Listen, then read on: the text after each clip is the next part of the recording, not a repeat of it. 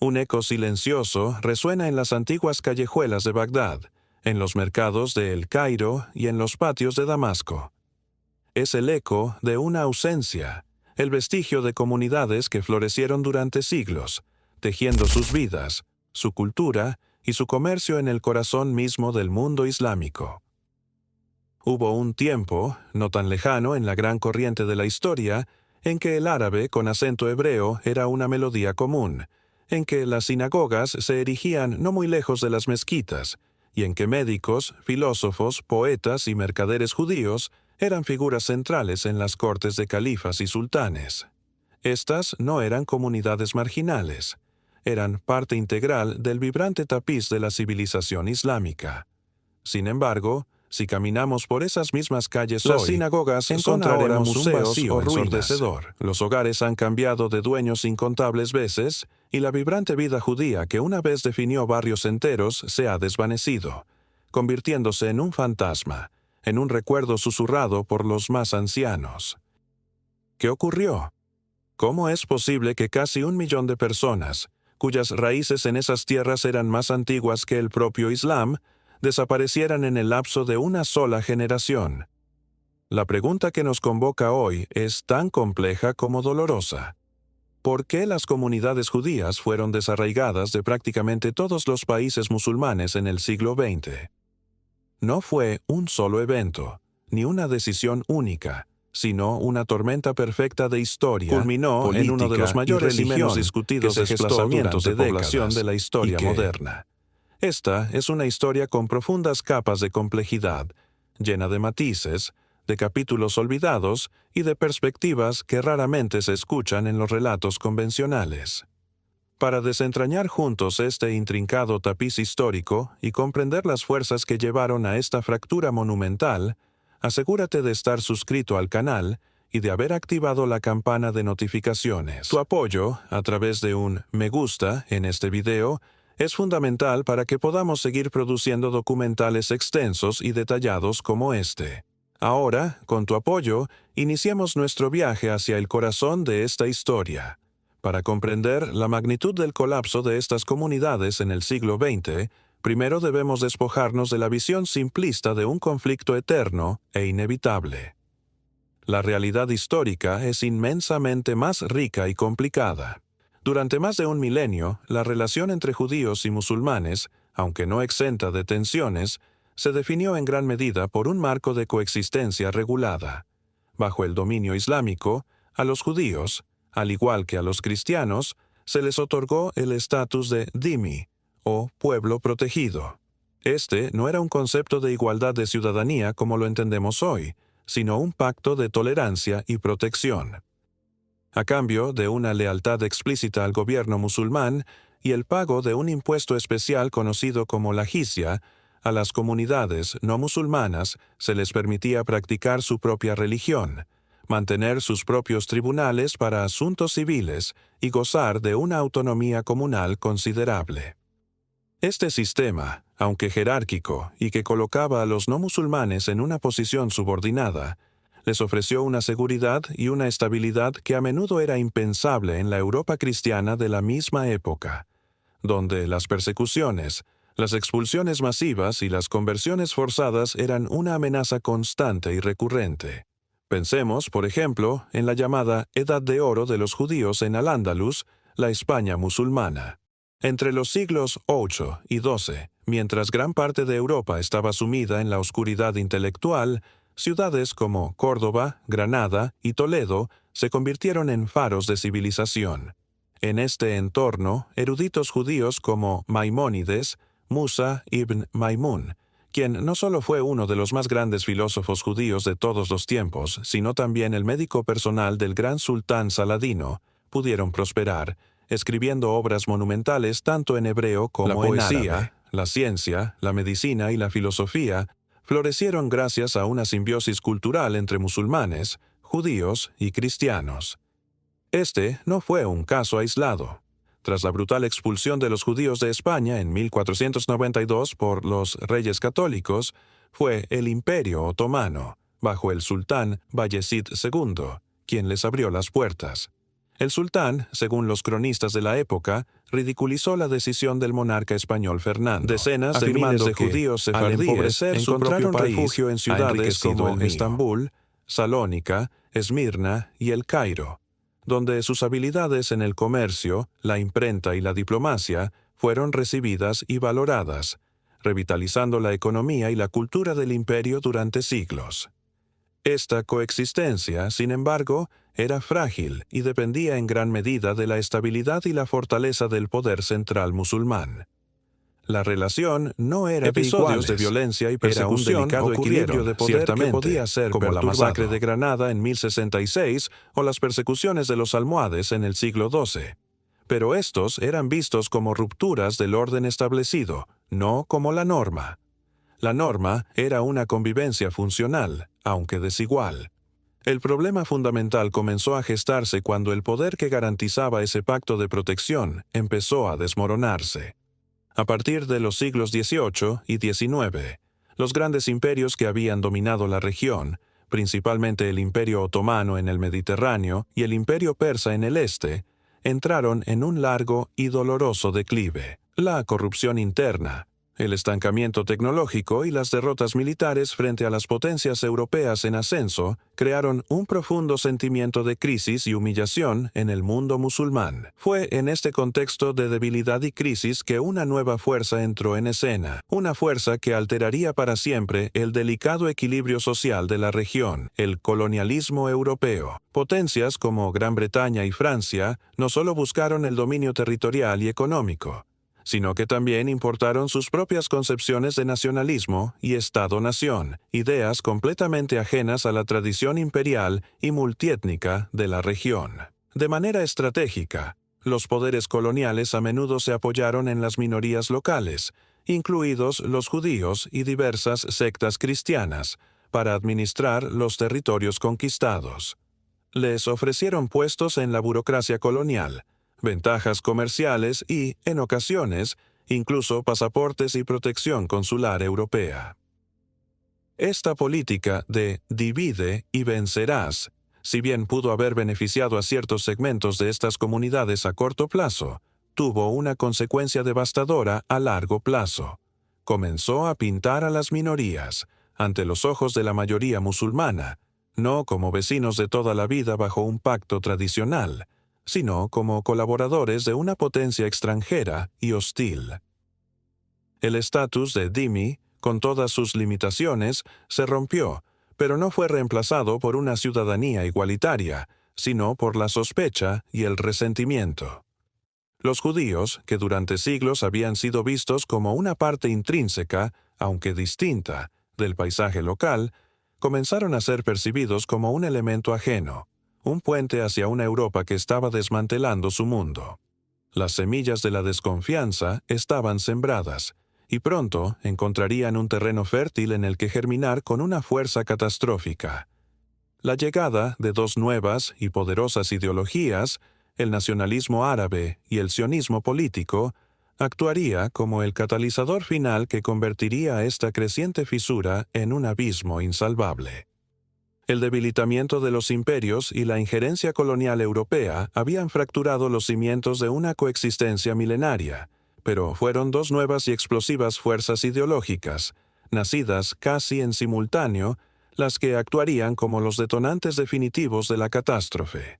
Ambas eran hijas de la modernidad y del pensamiento europeo, y ambas, al chocar, desatarían una onda expansiva que arrasaría las comunidades judías desde Casablanca hasta Bagdad. Estas fuerzas eran el nacionalismo árabe y el sionismo político. El nacionalismo árabe fue, en su origen, una reacción directa contra siglos de dominio otomano y la más reciente imposición del control europeo.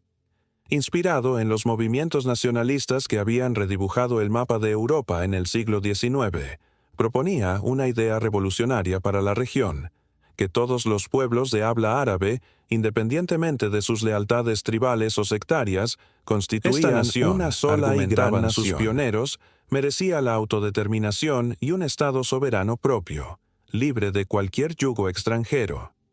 En sus primeras etapas, a finales del siglo XIX y principios del XX, Este movimiento tuvo un carácter predominantemente secular e intelectual. Curiosamente, algunos pensadores y activistas judíos en países como Egipto e Irak se sintieron atraídos por esta visión. Se veían a sí mismos como árabes de fe mosaica, parte integral del tejido cultural de la nación árabe emergente, y participaron activamente en los círculos literarios, periodísticos y políticos que abogaban por la independencia. Creían que en un Estado árabe moderno y secular, finalmente podrían trascender el antiguo estatus de dhimmi y convertirse en ciudadanos con plenos derechos, iguales a sus compatriotas musulmanes y cristianos. Sin embargo, a medida que el movimiento ganaba tracción y se enfrentaba a la intransigencia de las potencias coloniales, su carácter comenzó a transformarse. Gradualmente, el componente cultural y lingüístico del nacionalismo árabe empezó a fusionarse con una identidad islámica cada vez más pronunciada. La definición de árabe se volvió menos inclusiva, y el modelo de Estado-nación importado de Europa, que aspira a una cierta homogeneidad, demostró tener muy poco espacio para el mosaico de comunidades que había caracterizado a los antiguos imperios. En este nuevo paradigma, la lealtad ya no se daba por sentada, debía ser probada. Y las minorías, especialmente aquellas que habían tenido vínculos educativos, comerciales o administrativos con las potencias europeas, cayeron bajo una nube de sospecha. La historia de su arraigo milenario en la tierra comenzó a ser eclipsada por una nueva narrativa que los retrataba como elementos foráneos, cuya verdadera lealtad estaba en duda. Al mismo tiempo que el nacionalismo árabe comenzaba a definir su identidad, el sionismo político surgía en Europa como una respuesta desesperada a una realidad muy diferente, pero igualmente opresiva. El sionismo no nació en el Medio Oriente, sino en las ciudades y los shtetls de Europa, como un grito de angustia contra siglos de persecución que culminaron en los brutales pogromos del Imperio ruso y el ascenso de un nuevo y virulento antisemitismo racial en Europa occidental, cuyo ejemplo más infame fue el caso Dreyfus en Francia. Este caso, en el que un oficial del ejército francés judío fue falsamente acusado de traición en medio de una ola de histeria antisemita, convenció a muchos judíos europeos, como al periodista vienés Theodor Herzl, de que la asimilación era una ilusión. Concluyeron que la única solución a la cuestión judía era que el pueblo judío dejara de ser una minoría perpetua y vulnerable en tierras ajenas. La solución era la soberanía, la creación de un Estado-nación propio en su patria ancestral, la tierra de Israel, conocida entonces como Palestina. El choque era, en retrospectiva, casi inevitable. Dos movimientos nacionalistas, ambos anhelando la autodeterminación y la soberanía, fijaron sus aspiraciones en el mismo y pequeño territorio. Para los sionistas, Palestina era la cuna de su identidad, el lugar de sus antiguos reinos nacionalistas y de sus anhelos religiosos durante 2 milenios de exilio árabe durante más de 1300 años y una parte indivisible de la futura nación árabe unificada. El conflicto que estalló en Palestina entre inmigrantes judíos y la población árabe local no se quedó confinado a ese territorio. Sus réplicas se sintieron de inmediato en todo el mundo árabe y musulmán, y tuvieron una consecuencia funesta para los judíos que vivían a miles de kilómetros de distancia. La propaganda nacionalista árabe comenzó a promover una ecuación trágica y deliberadamente simplista. Equiparó a todos los judíos, sin excepción, con el proyecto político sionista. La distinción crucial entre judío, una identidad religiosa y cultural milenaria, y sionista, una ideología política moderna, fue borrada por completo. De repente, el vecino judío en Bagdad, el comerciante en Alepo o el artesano en Marrakech se convirtieron de ser en el discurso público y en la propaganda estatal en una potencial quinta columna, en agentes de un movimiento colonialista extranjero que buscaba usurpar tierra árabe. Sus protestas de lealtad a sus países de nacimiento eran desestimadas. Cada sinagoga era vista como una posible célula sionista, y cada donación a una organización benéfica judía internacional era interpretada como una contribución al esfuerzo de guerra en Palestina. Esta fusión de identidades fue el arma propagandística más potente y destructiva empleada contra estas comunidades, y las dejó en una posición de vulnerabilidad extrema. Y entonces, la política internacional arrojó un bidón de gasolina sobre estas brasas ardientes.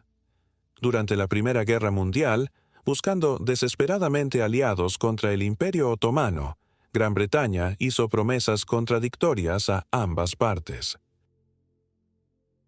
Por un lado, a través de la correspondencia, Hussein McMahon insinuó a los líderes árabes que apoyaría la creación de un gran Estado árabe independiente si se rebelaban contra los otomanos. Por otro lado, en 1917, emitió la Declaración Balfour, una carta pública en la que el gobierno británico declaraba su simpatía por las aspiraciones sionistas y prometía facilitar el establecimiento de un hogar nacional para el pueblo judío en Palestina. Para los árabes, esto fue una traición de proporciones épicas. Para los sionistas, fue una victoria diplomática monumental que les otorgó la legitimidad y el respaldo de una gran potencia mundial. Al finalizar la guerra, con la disolución del Imperio Otomano, Gran Bretaña recibió el control de Palestina bajo la forma de un mandato de la Liga de las Naciones. La Declaración Balfour pasó de ser una promesa a ser una política activa. La caja de Pandora había sido abierta. La inmigración judía a Palestina, ahora bajo protección británica, comenzó a aumentar, y con ella las tensiones sobre el terreno se convirtieron en violencia abierta, sentando las bases para el conflicto que definiría el siglo. Con el mandato británico en pleno efecto, la mecha que se había encendido con la Declaración Balfour comenzó a arder de forma rápida e incontrolable. El periodo de entreguerras en Palestina no fue de construcción pacífica, sino de una escalada constante de hostilidad que frecuentemente estallaba en violencia. Cada barco que llegaba al puerto de Haifa con inmigrantes judíos europeos, huyendo de un antisemitismo que pronto culminaría en el Holocausto, era visto por la población árabe como un clavo más en el ataúd de sus aspiraciones nacionales. A su vez, cada ataque árabe contra asentamientos judíos o convoyes reafirmaba en la mente de los sionistas la necesidad imperiosa de tener un Estado propio con un ejército capaz de defender a su pueblo. La situación se deterioraba a pasos agigantados y los estallidos de violencia se hicieron endémicos. Un punto de inflexión brutal ocurrió en 1929.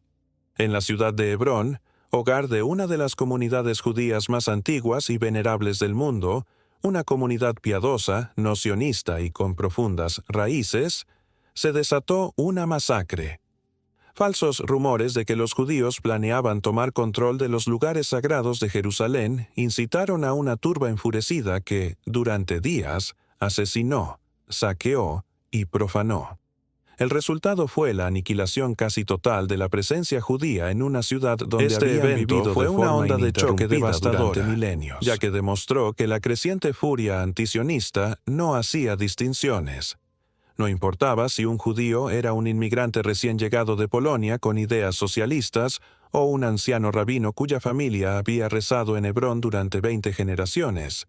A los ojos de la turba, todos eran parte del mismo colectivo enemigo. La Gran Revuelta Árabe de 1936 a 1939 solidificó aún más esta dinámica, convirtiendo a Palestina en un campo de batalla entre milicias árabes, grupos paramilitares judíos y el ejército británico, dejando miles de muertos y un abismo de odio entre ambas comunidades. La noticia de estos enfrentamientos no se quedó contenida dentro de las fronteras del mandato.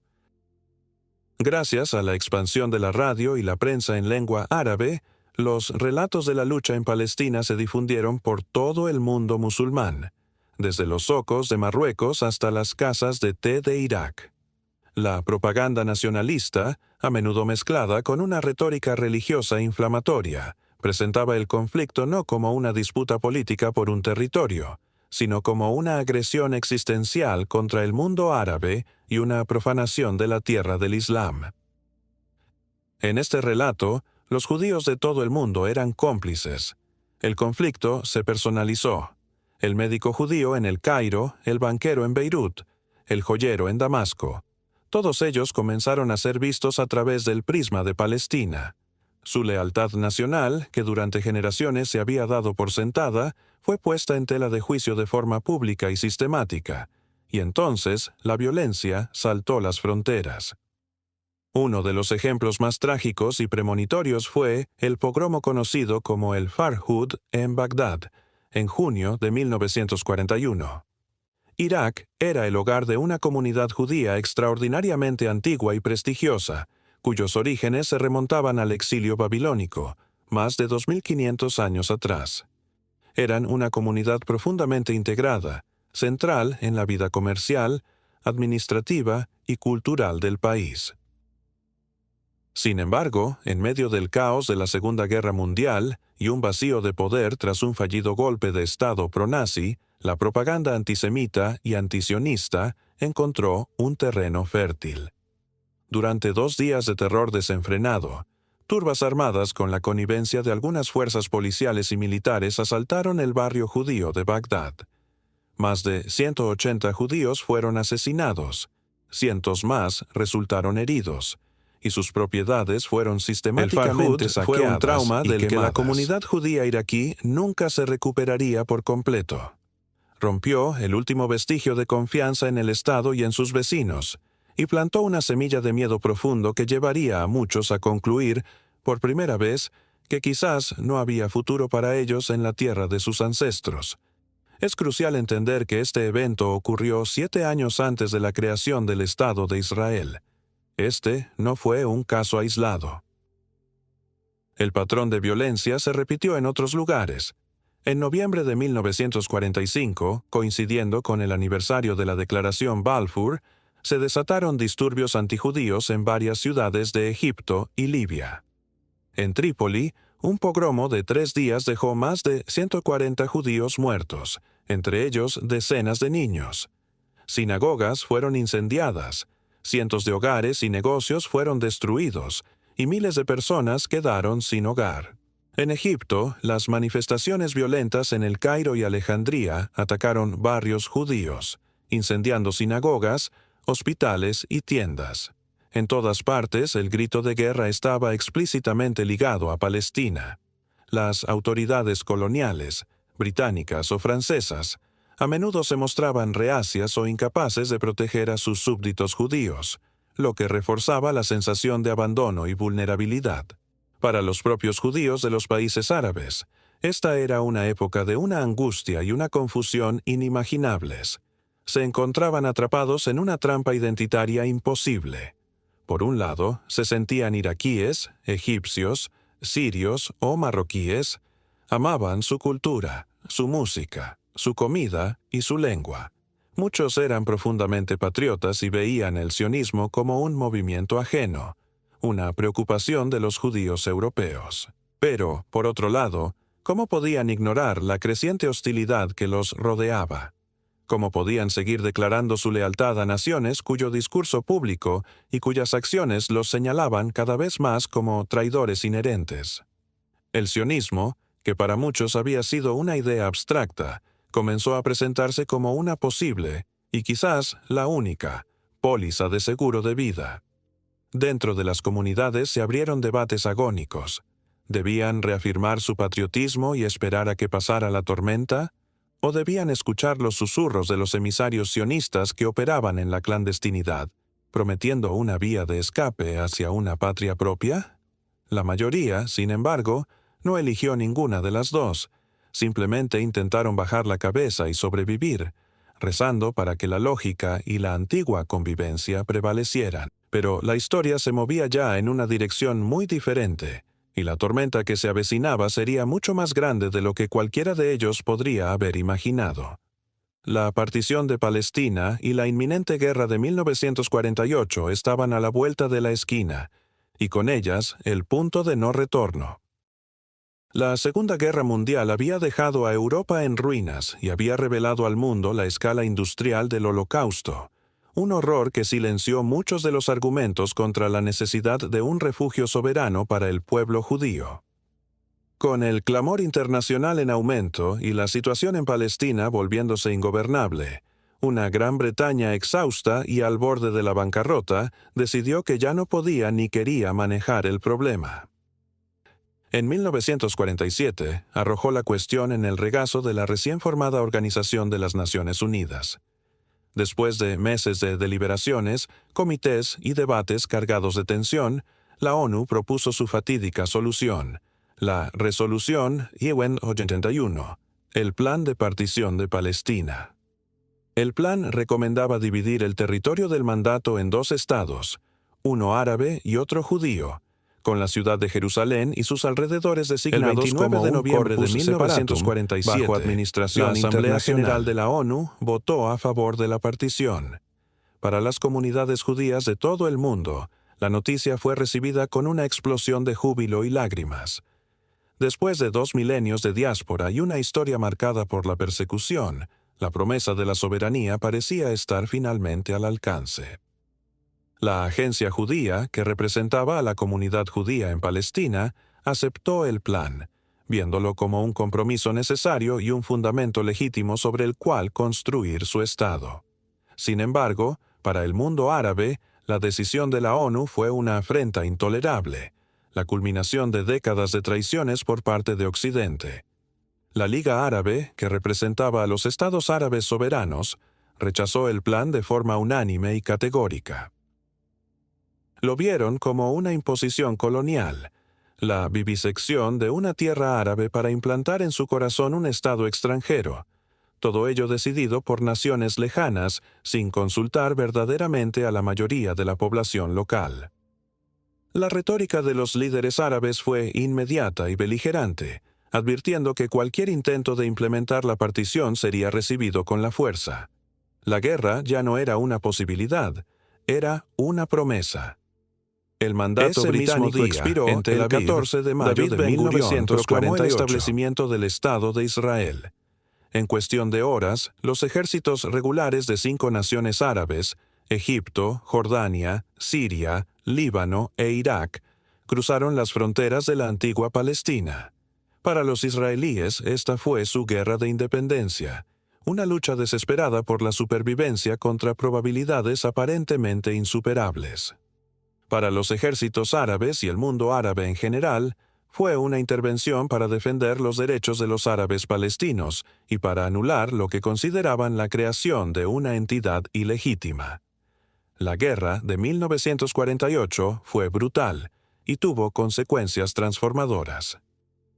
Contrariamente a las expectativas de muchos, el naciente Estado de Israel sobrevivió a la embestida y, en una serie de contraofensivas, logró no solo defender su territorio, sino también expandirlo más allá de las fronteras designadas por el plan de partición de la ONU. Para los palestinos, la guerra fue la Nakba, la catástrofe. Más de 700 árabes palestinos fueron desarraigados, convirtiéndose en refugiados tras huir o ser expulsados de sus hogares en las áreas que se convirtieron en Israel. Sus aldeas fueron destruidas y su sociedad quedó destrozada, creando una crisis de refugiados que persiste hasta el día de hoy. Pero la onda expansiva de la guerra no se detuvo en las fronteras de Israel. La derrota militar fue una humillación profunda y resonante para los regímenes árabes. Incapaces de destruir al pequeño Estado judío en el campo de batalla, estos gobiernos redirigieron su ira y la frustración de sus pueblos hacia un objetivo mucho más fácil y vulnerable: sus propias poblaciones judías.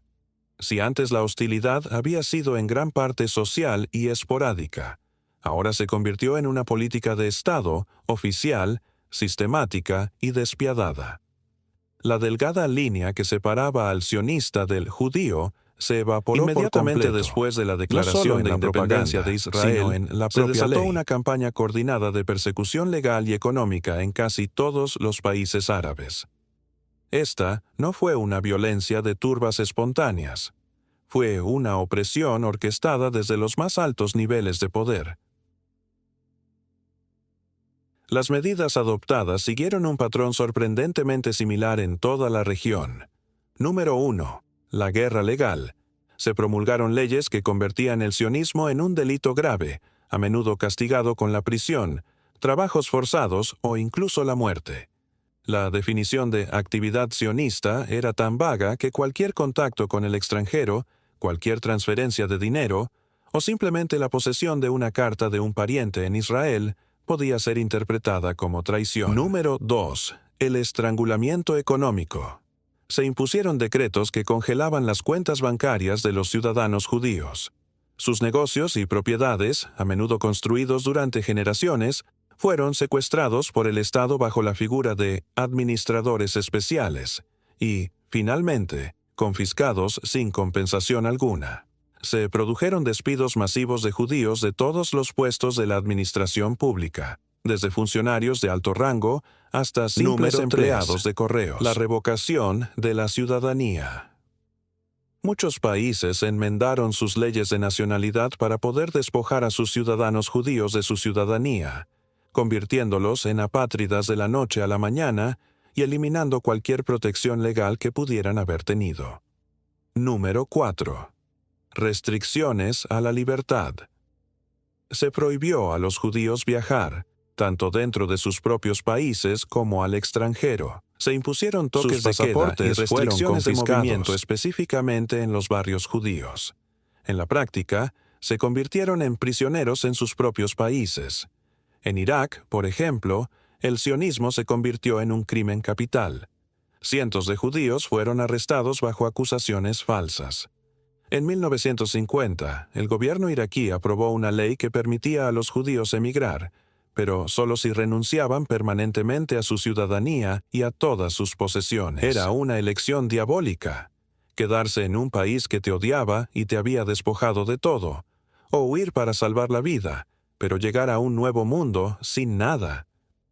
En Egipto, tras la guerra de 1948 y de forma aún más intensa después de la crisis de Suez en 1956, miles de judíos fueron arrestados, sus negocios nacionalizados y se emitieron órdenes de expulsión masivas. En Siria, la comunidad judía de Alepo y Damasco fue sometida a un régimen de terror, con sus bienes confiscados y sus miembros viviendo con un miedo constante a la policía secreta. El mensaje de los gobiernos árabes a sus poblaciones judías era inequívoco y brutal: ya no sois bienvenidos aquí. Vuestra historia en esta tierra ha terminado. El mensaje enviado por los gobiernos árabes había sido recibido con una claridad brutal. La vida para los judíos en sus países de nacimiento se había vuelto insostenible. No se trataba ya de soportar la discriminación o la violencia esporádica. Se trataba de una asfixia deliberada y metódica por parte del propio Estado. La pregunta para cientos de miles de personas dejó de ser si debían marcharse, para convertirse en cómo y cuándo podrían escapar. Lo que siguió fue uno de los mayores y más rápidos desplazamientos de población del siglo XX, un éxodo de proporciones bíblicas que, sin embargo, permanece en gran medida como una nota a pie de página en la conciencia histórica mundial. Es fundamental comprender la naturaleza de esta partida. En la mayoría de los casos, no se trataba de familias que vendían sus propiedades, empacaban sus enseres y compraban un billete para empezar una nueva vida. Se trató de un despojo sistemático disfrazado de emigración. Los mismos gobiernos que habían hecho la vida imposible para sus ciudadanos judíos, ahora les presentaban una elección perversa. Podían quedarse y enfrentar la persecución, la cárcel o algo peor, sin futuro ni derechos. O podían irse, pero solo bajo condiciones draconianas. La condición principal, repetida desde Irak hasta Libia, era la renuncia a todo. Para obtener un visado de salida, un documento que era literalmente un pasaje a la supervivencia, una persona judía debía firmar documentos legales en los que cedía al Estado la totalidad de su patrimonio. Esto incluía su casa, su negocio, sus tierras, sus ahorros en el banco, sus obras de arte, sus joyas e incluso, en algunos casos, sus reliquias familiares. Se les permitía llevar consigo una única maleta con algo de ropa y, en ocasiones, una suma de dinero irrisoria que apenas alcanzaba para el viaje.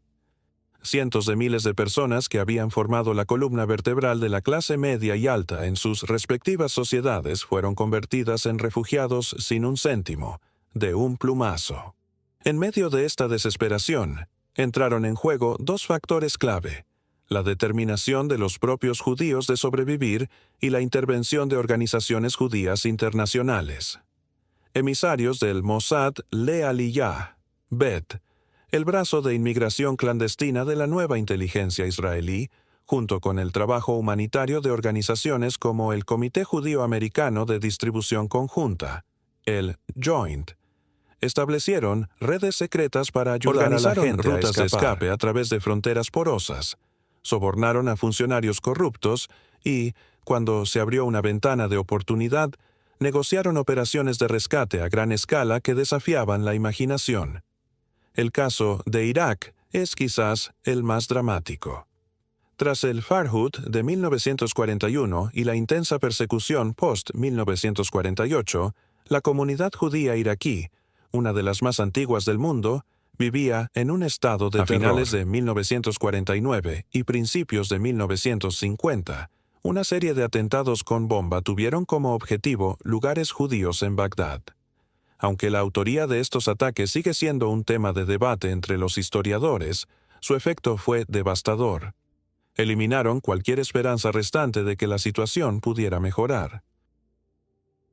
Viendo una oportunidad, el gobierno iraquí, ansioso por deshacerse de su población judía y, al mismo tiempo, apropiarse de sus activos, promulgó la ley de 1950 que permitía la emigración a cambio de la ciudadanía y la propiedad. La respuesta fue abrumadora. En cuestión de meses, más de 120,000 personas, la inmensa mayoría de la comunidad, se registraron para partir. Lo que siguió fue la increíble operación Esdras y Nehemías, un puente aéreo masivo y secreto que, entre 1950 y 1951, transportó a casi toda la comunidad judía de Irak a Israel. Aviones de transporte volaban día y noche, aterrizando en Bagdad y despegando repletos de refugiados.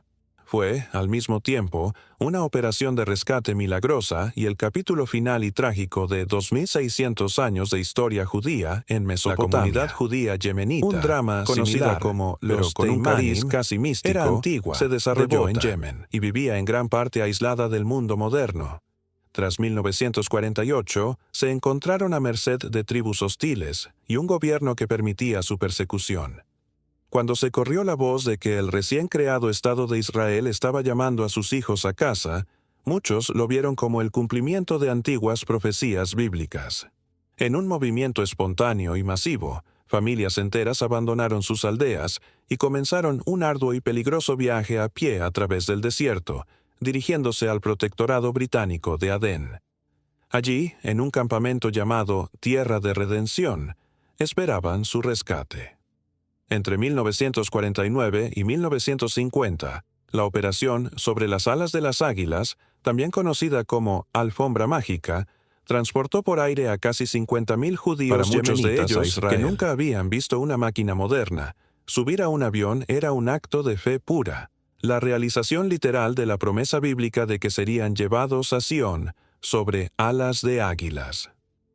El patrón en el norte de África, en el Magreb, fue diferente, más parecido a un incendio lento que a una explosión. En Marruecos, Túnez y Argelia, las comunidades judías eran enormes y estaban profundamente arraigadas. Sin embargo, a medida que estos países luchaban por su independencia de Francia, la posición de los judíos se volvió cada vez más precaria. A menudo atrapados en el medio, eran vistos por algunos nacionalistas como demasiado cercanos a los colonizadores franceses.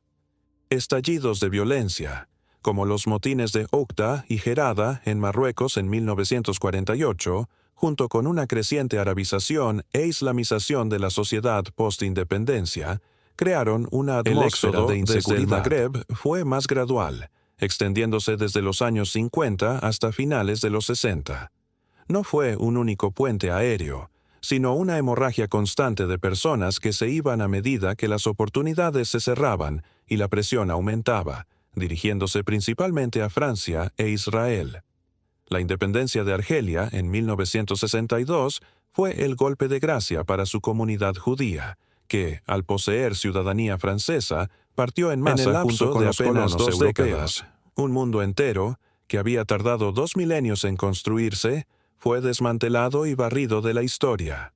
El éxodo masivo de casi 1 millón de judíos de tierras árabes y musulmanas no fue el final de la historia, sino el comienzo de un nuevo y arduo capítulo. Para la gran mayoría de estos refugiados, el destino principal fue el joven y asediado Estado de Israel.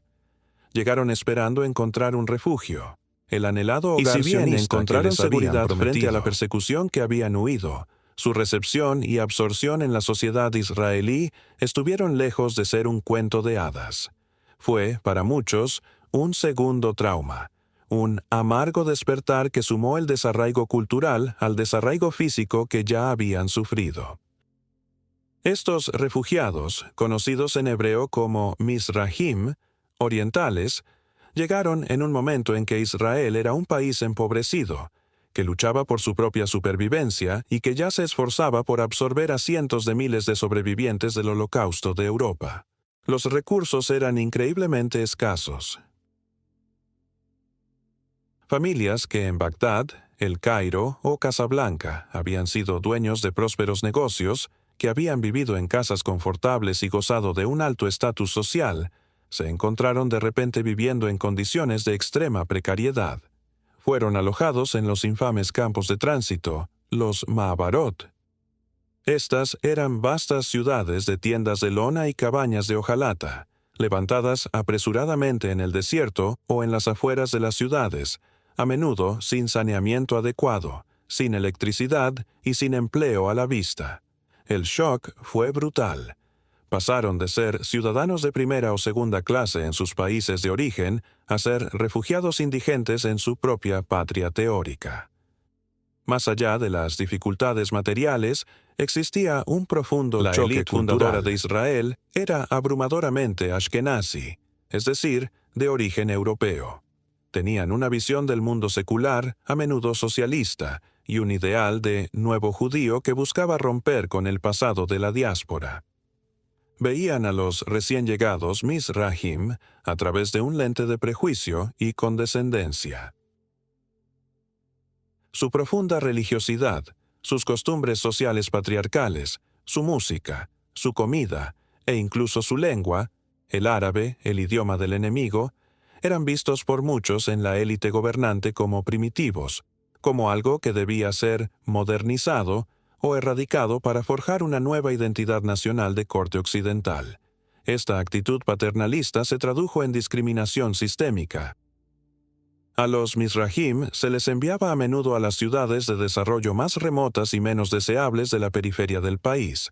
Se les ofrecían los trabajos menos cualificados y se enfrentaban a barreras para acceder a la educación superior y al poder político. El trauma de ser despojados de su identidad árabe judía se vio agravado por la presión de asimilarse a una cultura israelí dominada por normas europeas que no sentían como propias. Esto sembró las semillas de una tensión social y económica entre judíos ashkenazim y Mizrahim que tardaría décadas en empezar a sanar y cuyas cicatrices aún son visibles en la sociedad israelí actual. Mientras tanto, en los países que habían dejado atrás, la partida de las comunidades judías creó un vacío que nunca se llenó. Fue una sangría cultural y económica de enormes proporciones. En Irak, los judíos habían sido pioneros de la banca moderna, dejó un vacío de habilidades que el régimen tardó años en llenar. Músicos judíos como los hermanos al-Kuwaiti, que eran íconos de la música iraquí y favoritos de la realeza, se vieron obligados a huir. Tras su partida, su música fue prohibida en la radio iraquí, en un intento de borrar su recuerdo de la memoria cultural de la nación. En Egipto, las calles cosmopolitas de El Cairo y Alejandría, donde el francés, el italiano, el griego, el armenio y el judeo-árabe se mezclaban libremente, se volvieron más silenciosas, más homogéneas.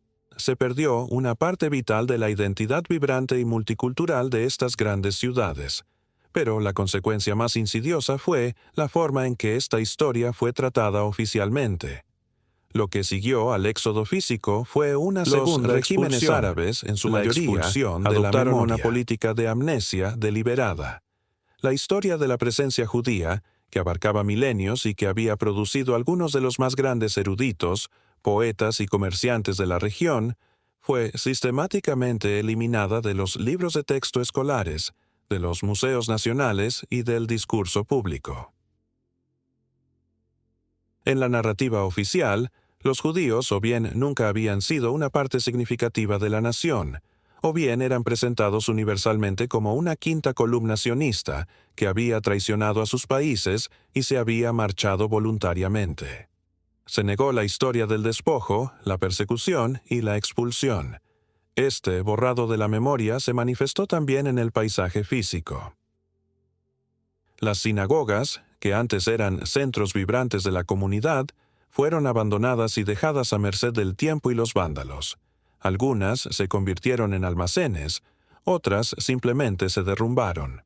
Los antiguos y extensos cementerios judíos fueron profanados, descuidados o, en muchos casos, pavimentados para construir autopistas y edificios de apartamentos.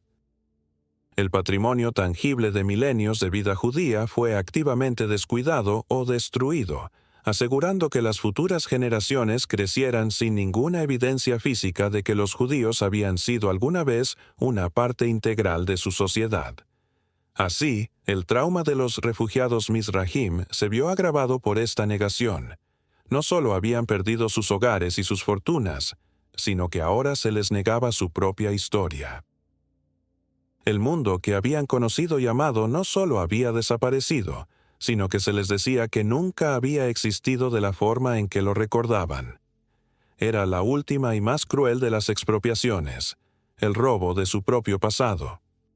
Mientras el drama del despojo y el reasentamiento forzoso se desarrollaba, afectando a casi 1 millón de personas a lo largo de 2 décadas, una de las características más desconcertantes de esta historia es el casi absoluto silencio con el que fue recibida por la comunidad internacional. En una era que veía el nacimiento de las instituciones de derechos humanos y una nueva conciencia sobre el plight de los refugiados, el vaciamiento del mundo árabe de sus comunidades judías milenarias apenas generó un murmullo de protesta.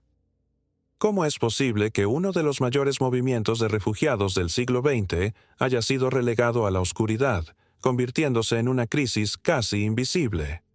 La respuesta se encuentra en la fría y calculadora arena de la geopolítica de la Guerra Fría y en la construcción de narrativas políticas que eligieron deliberadamente a qué víctimas prestar atención.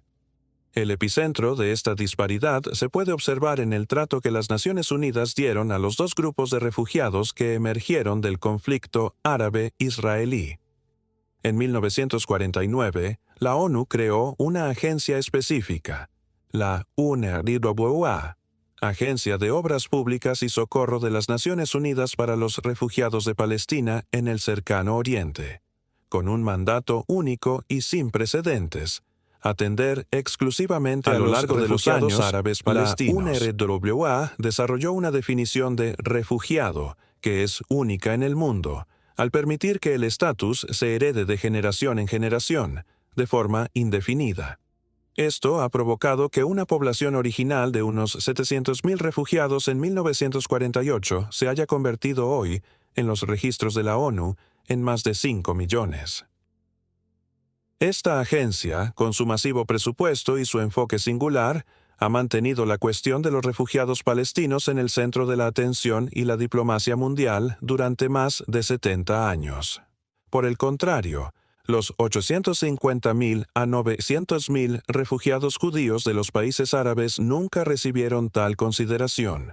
Su caso cayó bajo el mandato general del Alto Comisionado de las Naciones Unidas para los Refugiados, ACNUR, la agencia encargada de todos los demás refugiados del planeta.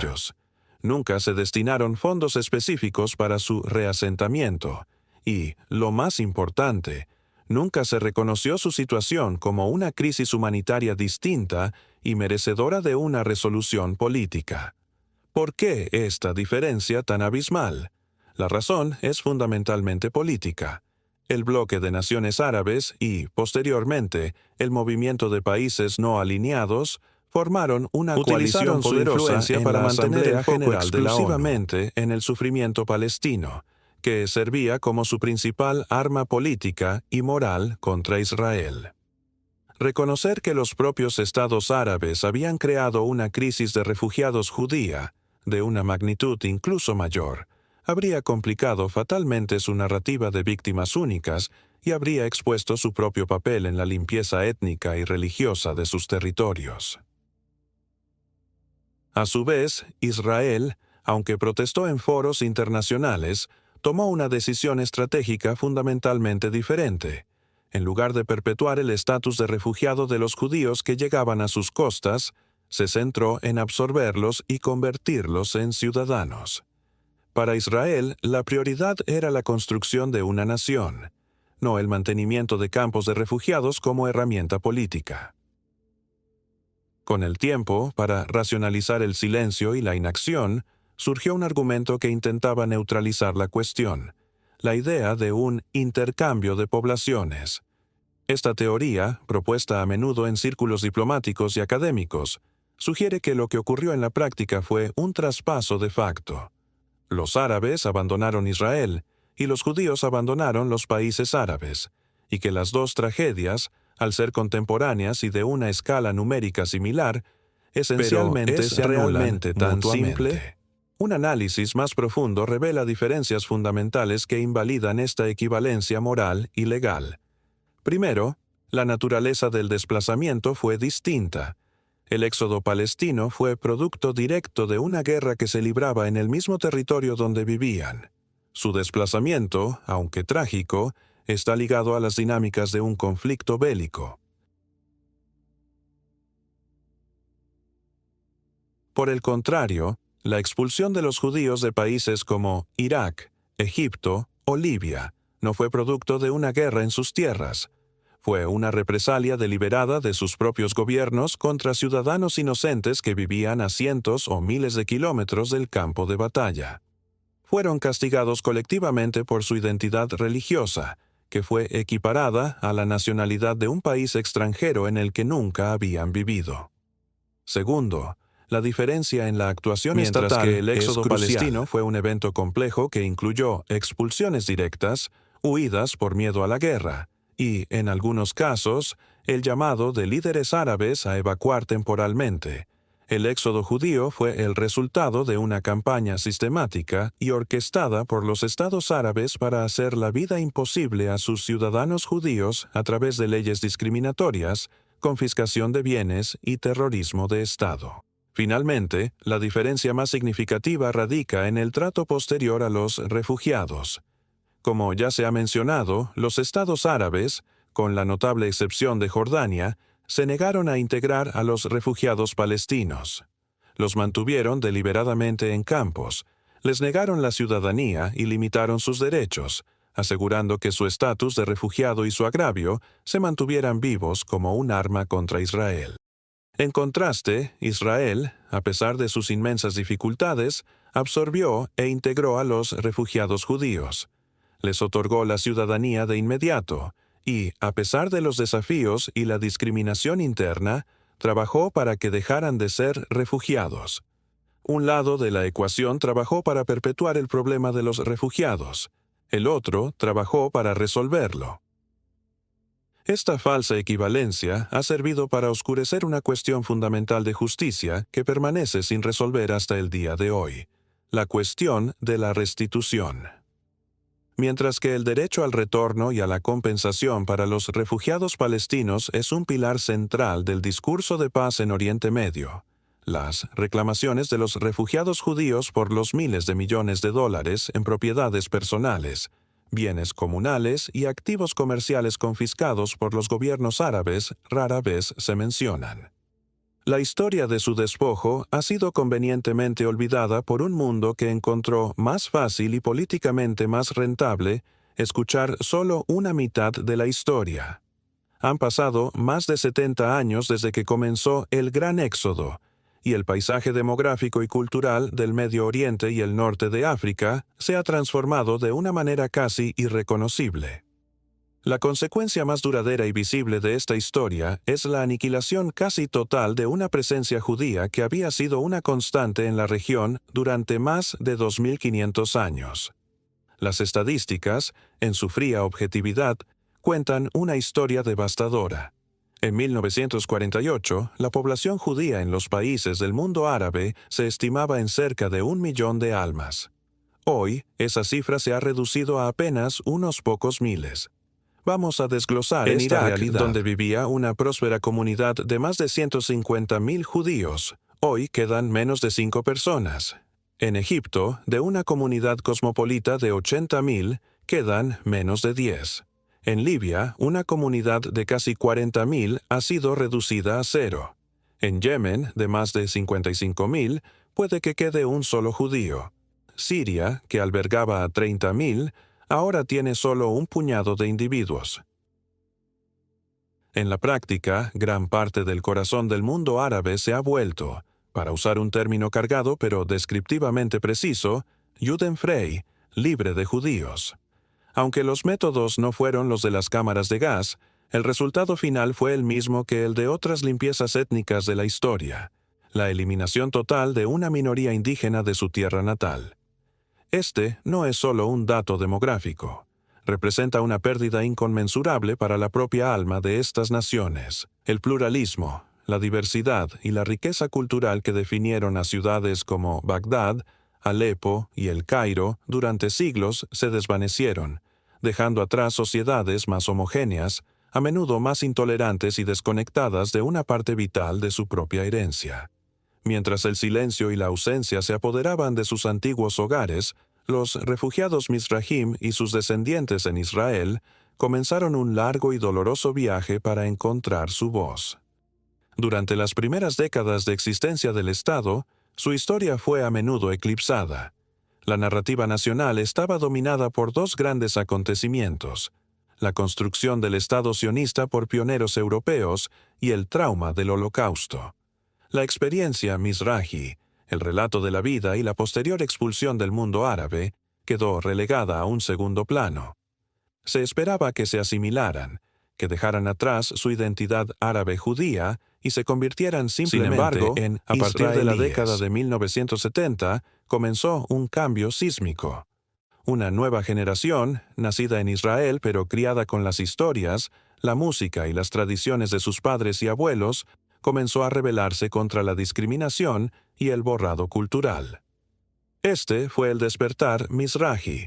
Se manifestó en la política, con el surgimiento de partidos como el Shas, que defendían los intereses de las comunidades religiosas sefardíes y Mizrahi. Se manifestó en la cultura, con músicos, cineastas y escritores que comenzaron a explorar y celebrar su herencia árabe-judía, desafiando la narrativa eurocéntrica del país. Y, de manera crucial, se manifestó en un creciente reclamo por la memoria histórica.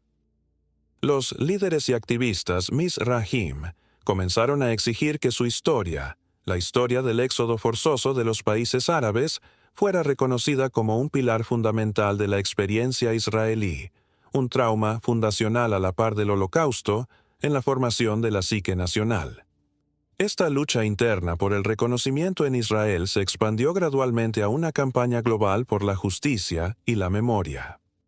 Durante décadas, el mundo había ignorado su difícil situación, pero en el siglo XXI, las organizaciones de derechos de los judíos de los países árabes comenzaron a ganar terreno, aprovechando el poder de Internet y un clima político cambiante para romper el silencio. Su objetivo era doble. Primero, lograr el reconocimiento histórico. Querían que el mundo, y en particular las Naciones Unidas, reconocieran formalmente a los judíos de los países árabes como una población de refugiados bona fide que fueron víctimas de una campaña de persecución masiva. Un hito importante en este esfuerzo se logró en 2014, cuando el Parlamento de Israel, la Knesset, aprobó una ley que establece el 30 de noviembre de cada año como el Día para conmemorar a los refugiados judíos de países árabes e Irán. La fecha fue elegida simbólicamente, ya que es el día después de la votación del Plan de Partición de la ONU en 1947, el evento que desencadenó la primera ola de violencia coordinada contra ellos. El segundo objetivo, más complejo, es la búsqueda de justicia y restitución. Organizaciones como Justicia para los Judíos de los Países Árabes, Hishratake, han trabajado incansablemente para documentar los activos personales y comunales confiscados, cuyo valor se estima en cientos de miles de millones de dólares actuales. Su argumento es simple. Cualquier conversación seria sobre una paz duradera en Oriente Medio no puede seguir ignorando la mitad de la historia. Si se discuten los reclamos de los refugiados palestinos, entonces también deben discutirse los reclamos de los refugiados judíos. Esta demanda no busca necesariamente deshacer el pasado, sino lograr que se reconozca la injusticia cometida y que la cuestión de la compensación por el patrimonio robado se incluya en cualquier acuerdo de paz futuro. En los últimos años, con los acuerdos de Abraham y la normalización de las relaciones entre Israel y algunos estados árabes, se han abierto nuevas y tímidas vías para el diálogo.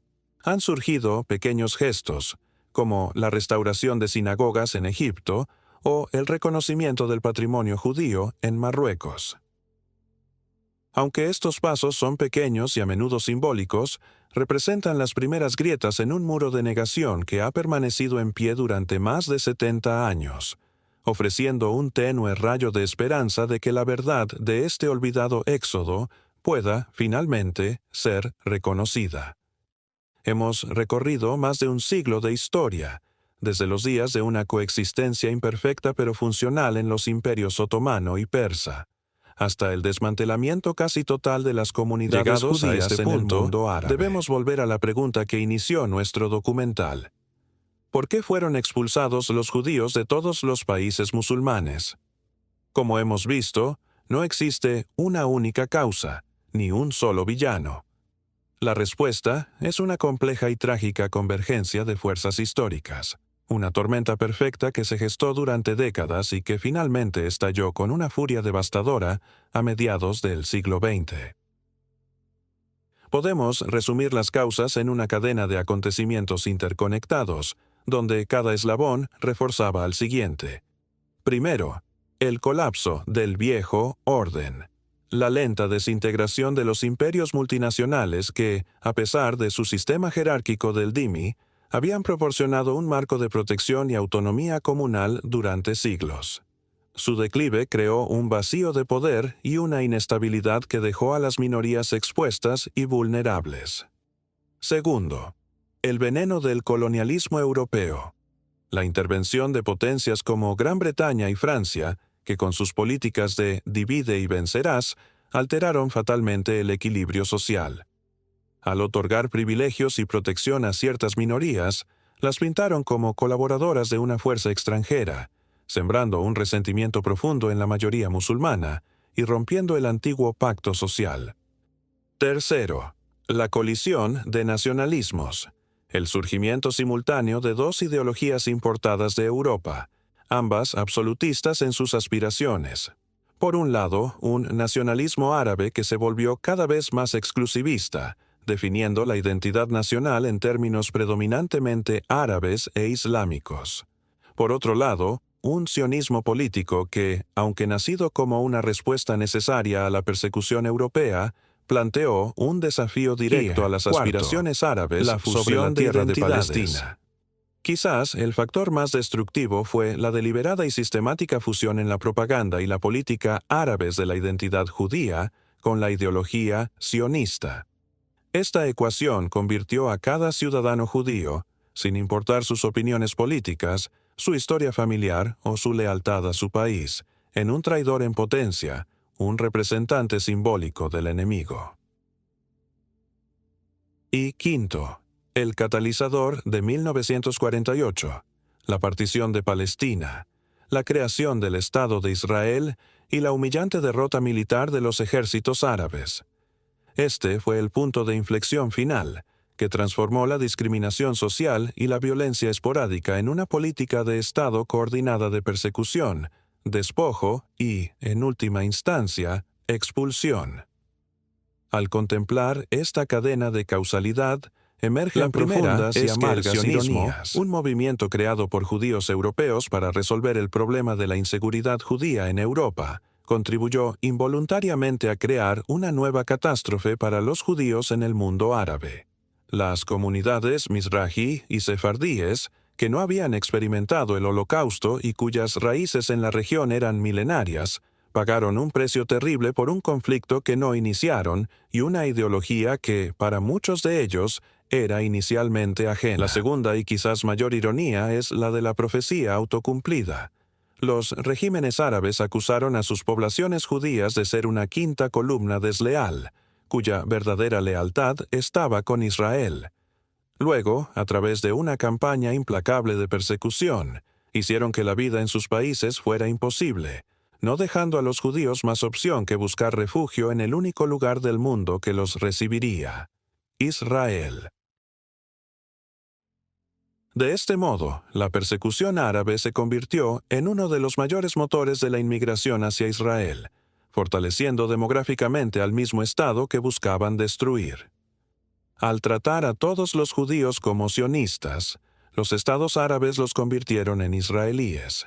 Pero más allá de la política y las ironías, lo que se perdió fue algo quizás aún más valioso. Lo que fue destruido no fue solo una colección de comunidades, sino una civilización entera. Una civilización árabe-judía, sincrética y vibrante, que había existido durante más de un milenio. Se perdió el sonido del laúd de los hermanos al-Kuwaiti en los cafés de Bagdad. Se perdió la filosofía de Maimónides, escrita en judeo-árabe. Se perdió la artesanía de los plateros judíos en los zocos de Yemen y Marruecos. Se perdió un mundo donde las identidades no eran tan rígidas ni mutuamente excluyentes. Un mundo donde se podía ser la historia del éxodo de los judíos de los países árabes es, al mismo tiempo, mucho más que una simple faceta del conflicto árabe-israelí. Es una lección universal sobre la fragilidad de la coexistencia en la era del Estado-nación. Es un recordatorio sombrío de cómo las ideologías totalizadoras pueden envenenar las relaciones entre vecinos y de la rapidez con la que un nosotros diverso puede ser destrozado por la política de un ellos amenazante. Es la historia de un mundo perdido, cuyo eco nos advierte sobre los peligros de olvidar que la verdadera riqueza de cualquier civilización reside en su capacidad para albergar y proteger a sus minorías. Llegamos al bloque final de este extenso documental. Partiendo de la reflexión sobre el mundo perdido, este último segmento se enfoca en los ecos de esa historia en nuestro presente y en la importancia fundamental de rescatar esta memoria del olvido, no solo como un acto de justicia hacia el pasado, sino como una necesidad para la comprensión de nuestro futuro. El eco de ese mundo perdido resuena hoy, más de 7 décadas después, en las voces de la última generación que nació a las orillas del Tigris en Bagdad, en los barrios cosmopolitas de Alejandría o en las callejuelas de la Melá de Fez. Son hombres y mujeres ancianos, dispersos por el mundo, que constituyen los archivos vivientes de una civilización desaparecida. Las canciones de cuna en judeo-árabe que aún recuerdan son los últimos vestigios de una historia que corre el riesgo de extinguirse con ellos.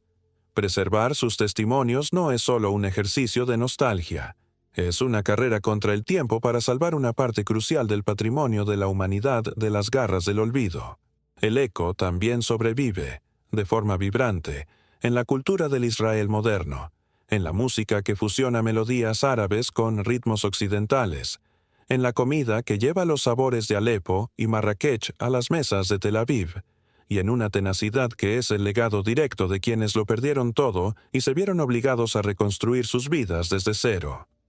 Rescatar y comprender esta historia es fundamental, y su importancia trasciende los límites de la comunidad judía. En primer lugar, sin este relato, nuestra comprensión del conflicto de Oriente Medio es fundamentalmente incompleta y distorsionada.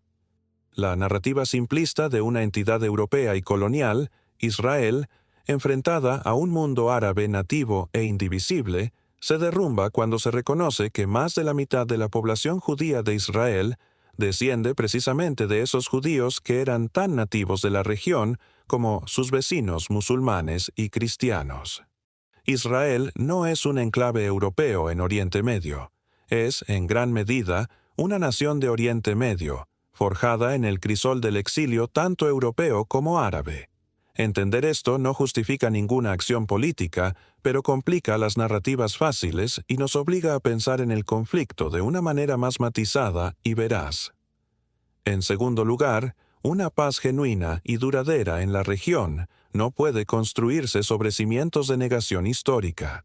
Mientras una de las dos grandes tragedias de refugiados que surgieron del conflicto de 1948 sea sistemáticamente ignorada, la reconciliación seguirá siendo imposible. Un reconocimiento mutuo del sufrimiento es la única vía para superar un ciclo de victimismo competitivo que solo ha generado más odio y violencia. Que los descendientes de los refugiados palestinos reconozcan el trauma del despojo de los judíos Mizrahim y que los descendientes de estos refugiados reconozcan la catástrofe de la Nakba palestina. No es un acto de traición a la propia memoria, sino el primer paso indispensable hacia la empatía y la construcción de un futuro donde la historia no se repita. Finalmente, esta historia es una advertencia universal en una era en la que el nacionalismo y la política identitaria resurgen con fuerza en todo el mundo. Nos recuerda que las naciones no se hacen más fuertes al purgar su diversidad, sino que se empobrecen cultural y espiritualmente. Nos enseña que las minorías son a menudo el canario en la mina de la salud de una sociedad. Su trato es un barómetro de la libertad y la tolerancia que prevalecen. La rapidez con la que vecinos que habían compartido mercados y música durante siglos fueron convertidos en enemigos mortales por la política es una lección que debemos aplicar a nuestras propias sociedades, hoy más que nunca. La historia de los judíos de los países árabes nos obliga a confrontar preguntas incómodas sobre la naturaleza de la pertenencia, la ciudadanía y la facilidad con la que el otro puede ser deshumanizado en nombre de la nación. La historia, cuando se la silencia, no desaparece, se enquista, dejando tras de sí un legado de resentimiento y desinformación. Sacar a la luz relatos como el de este éxodo olvidado no es un intento de reescribir la historia, sino de completarla. Es un acto de justicia hacia aquellos cuyas voces fueron ahogadas y cuyas pérdidas fueron ignoradas. Es un recordatorio de que cada estadística representa una vida, cada casa confiscada un mundo de recuerdos y cada comunidad desaparecida, un capítulo perdido de nuestra historia colectiva. Gracias por habernos acompañado en este profundo viaje a través de una historia compleja y a menudo dolorosa. La conversación no termina aquí. Nos gustaría saber qué parte de este relato te ha resultado más sorprendente o reveladora. Comparte tus pensamientos de manera respetuosa en la sección de comentarios. El diálogo es esencial para mantener viva la memoria. Si crees que es importante que estas historias olvidadas salgan a la luz, la mejor manera de apoyarnos es dándole me gusta a este video, compartiéndolo y, lo más importante, suscribiéndote a nuestro canal. Tu apoyo nos permite seguir dedicando el tiempo y el esfuerzo necesarios para investigar y contar las historias que importan.